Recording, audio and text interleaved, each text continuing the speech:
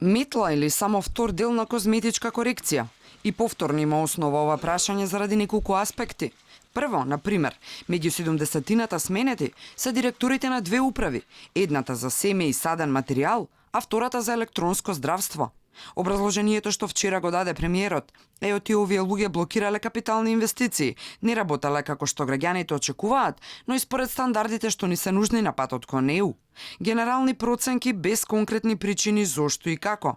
Например, е оцената управата за семе и саден материјал во однос на наведените критериуми. Нереализација на капитални инвестиции, блокирање на одредени процеси, замерка од меѓународните институции за водењето на одредени процеси, некогаш недоволната транспарентност, некогаш недоволното почитување на заклучоци и упатства на владата, како владени институции за нивно спроведување, некогаш послабиот менаџмент за одредени институции за финансиско стабилизирање.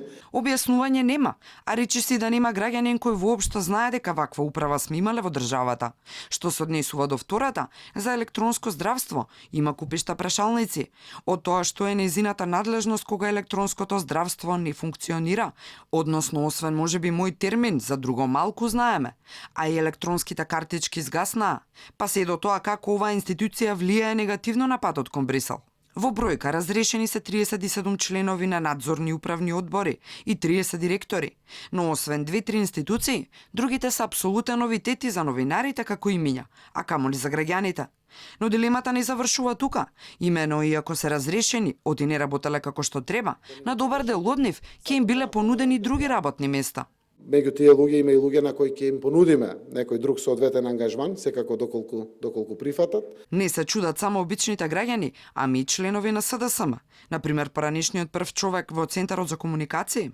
Тргнавте двајца способни од култура и заштита на културното наследство. Ставрич сама си даде оставка. Двајца, да не ги споменувам со име за корупција, и другото е се чиста козметика.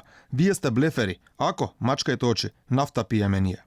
И првата така наречена метла кога требаа да се чистат министри, практично заврши со ротација на шефови на ресори и неколку своеволни оставки, а беше најавувана помпезно.